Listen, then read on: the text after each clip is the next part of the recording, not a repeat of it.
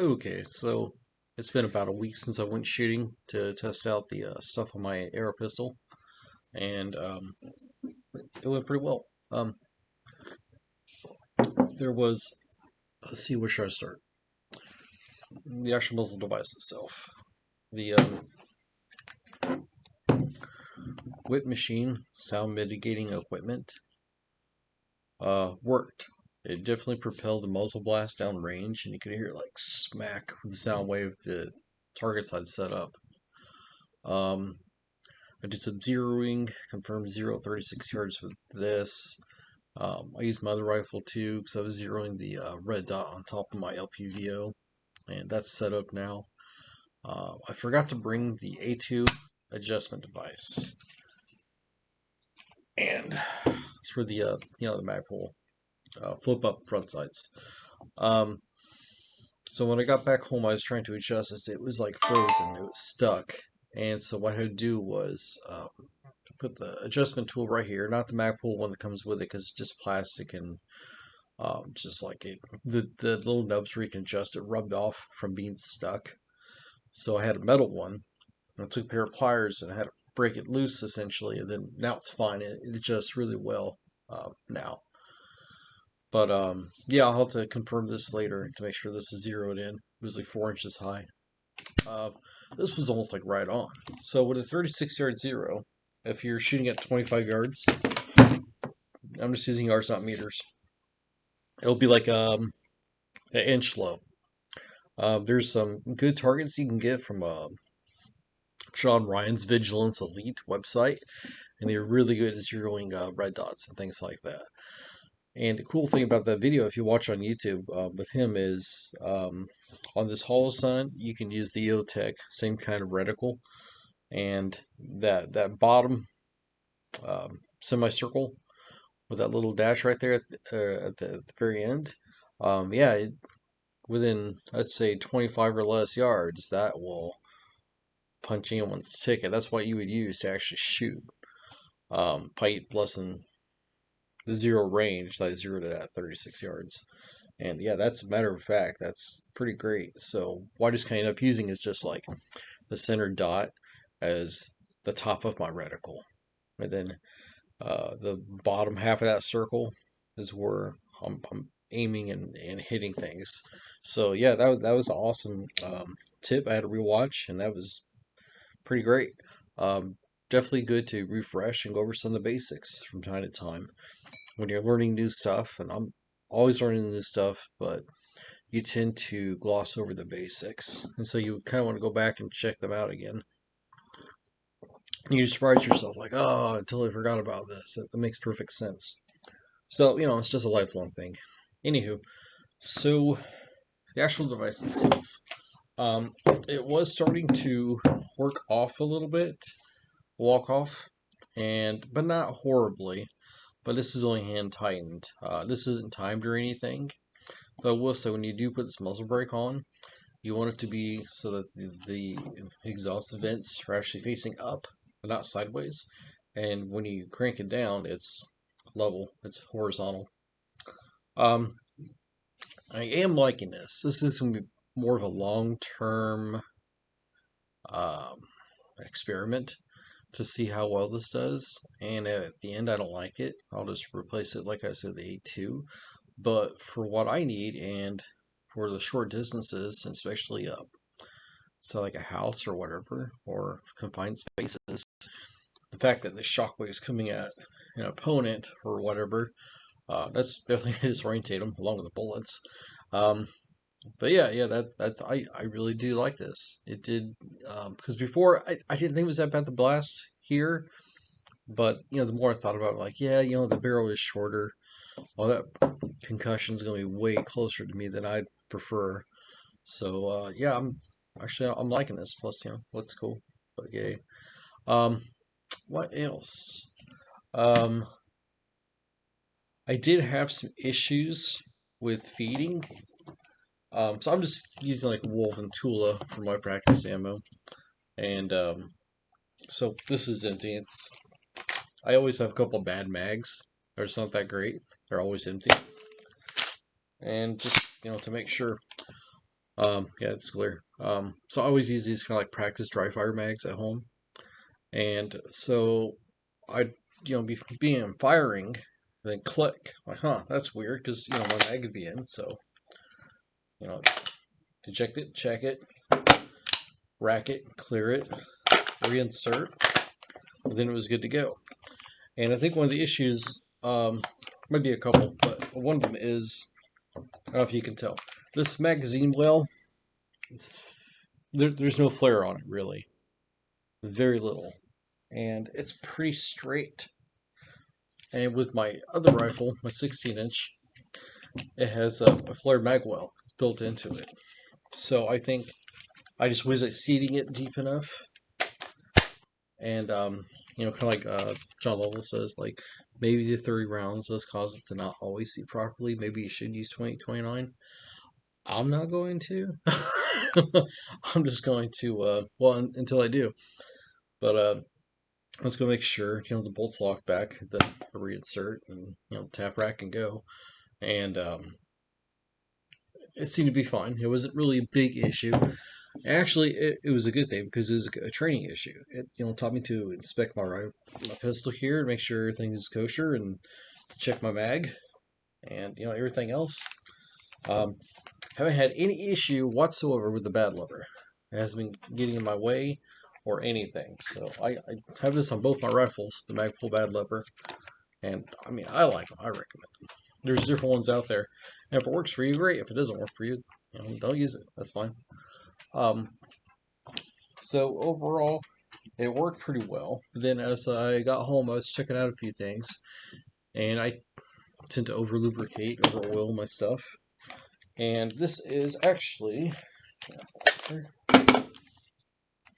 a nickel boron PSA bolt carrier group.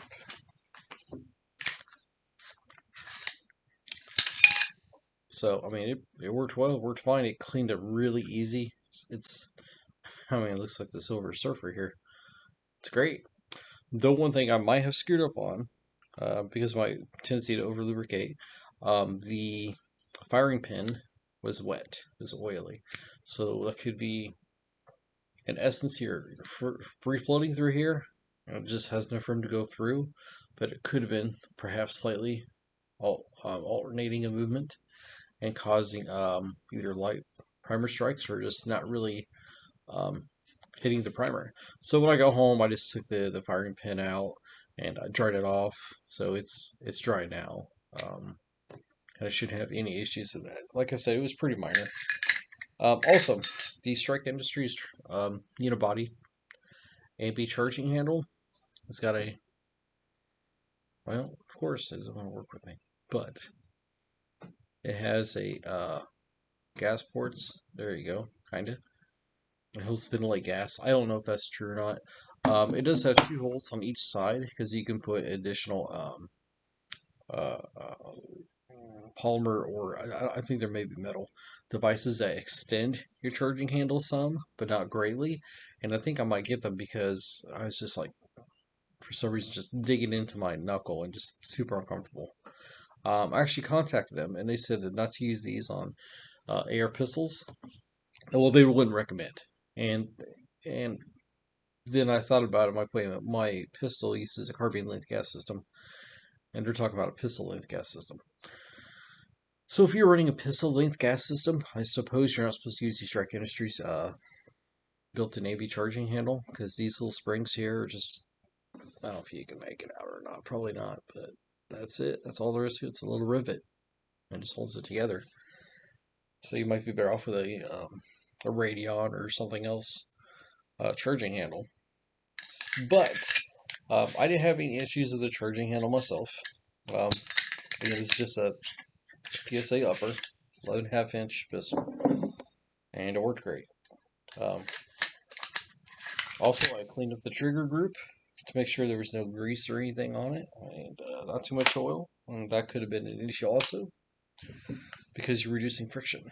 I saw a video, I can't remember who did it, but what they were saying was essentially when you feed off the top of your bag, if your bolt's wet, it doesn't give enough friction, because when you're supposed to pull your charging handle, you're supposed to pull it violently. You're supposed to, rack it and let it go. If you don't do that, and you just kind of let it ride like that, and then it'll actually just kind of slide over the cartridge. It won't uh, engage it. So you have to really just, rack it and let it go. Don't be gentle. They're not meant to be playthings. So really, three things. More than likely, it's probably just my ability to put the mag in wasn't great, so I need to keep working on that.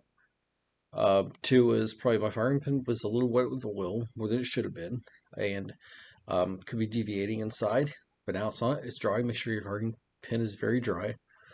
And thirdly, just rack it hard and let it go and let it rip, and then you should be fine. If you do those three things, it doesn't cost anything extra. There's nothing mechanical you really have to do.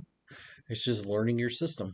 Um, it did great. I only fired about 120 rounds, but I was using some barricade work and traditional just paper shooting and zeroing, and this is a lot of fun. I really enjoy my 11.5-inch pistol. It's great. I definitely recommend getting one. Um, my 16-inch well too, but for some reason, I mean, probably because it was close. It was only like 25, 30 yards or whatever, 36 yards. Um, it seemed very accurate, very accurate. Like I was doing hmm, less than one MOA, half MOA groups. I forgot to take pictures when I was there. Um, so, but yeah, like it is surprisingly accurate. I feel like it's got a thicker barrel than my other one. My other one's a Bushmaster, so it's got a pencil barrel. It's 1-7 twist. This one seems to be like more of a medium contour barrel, and it's also, I think, 1-7 twist. But I think that little bit helps. Again, great red dot system. Really impressed with this aim so far. I do like this Strike Industries Link. It's called a Link hand stop. It's 3 pieces. And oh, speaking of hand stops, so I've had a Bravo company, and I've had a Magpul stubby, vertical foregrip, and I've had this on my 16-inch, and they're fine. They're okay. Need a pistol grip, but I really like this hand stop. Also, have a Strike Industries Cobra, which is a little older one, a little fatter. I'd maybe put that on like some kind of like Magpul handguard, something like that. Um, I really like the hand stop. It's just it feels more linear. It's not really sticking out. You have enough, or it sticks out here that you can pull it into you really well like this, and that is more than enough. And it's also at angle. It's a hand stop, so it's perfectly legit. And then this is nice too, the front here, because you can barricade it and you can put it on things and shoot, and that was very, very handy. Can't say enough. I actually am really impressed with Strike Industry stuff so far. I'll be getting the additional extensions, charging handle, because I have Strike Industries in both my rifles, charging handle. And when I put a piston in here eventually, I'll probably actually end up putting a silencer co charging handle in here, because it is, from my reading, the best suppressor charging handle you can get. It's even better than the Radiant Arms, or Radiant Raptor charging handle. But that was great. There's definitely some weight to this now. Actually, not so much this. So this particular SME device, it is the lightweight, so it's aluminum. The other one that looks more like a uniform, almost like a faux suppressor, that's what is it? It's either titanium or steel, so it's slightly heavier. But this is actually a very light muzzle device. It doesn't really interfere with anything. Barricade shooting, I was kind of doing this and going over and adjusting, using your abdominals and obliques, and making it work. And it was really, actually pretty great. Um, the worst issue I've had to this really is just the first time I took shooting and I got a stuck cartridge, and that was because I didn't lubricate the throat enough, the feed ramps, I think. And sometimes just shit happens. But I had my ramrod with me this time, so if I did it, I was ready for it. The setup's pretty great. I'm really liking it, really enjoying it. Um, yeah, I think that's about it. But anyways, so yeah, range was great. Was there for a couple hours and got basically both my rifles sighted in for the most part. I need to actually reconfirm with my 16-inch rifle at the longer range. Bridgecore Dynamics offers a 600-yard range, I believe.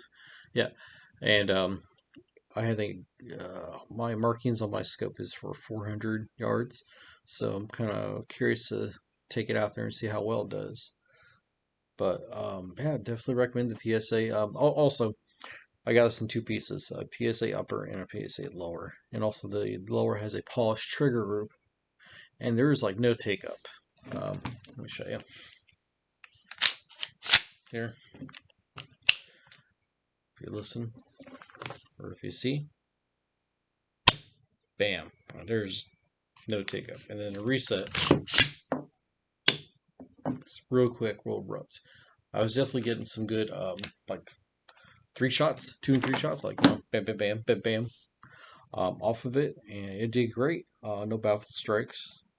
Well, I wouldn't say baffle strikes is not a suppressor, but the how it's drilled in the break. Technically, I think they are baffled, but unless it baffles, then I can. Anyways, the whip machine device didn't have any issues.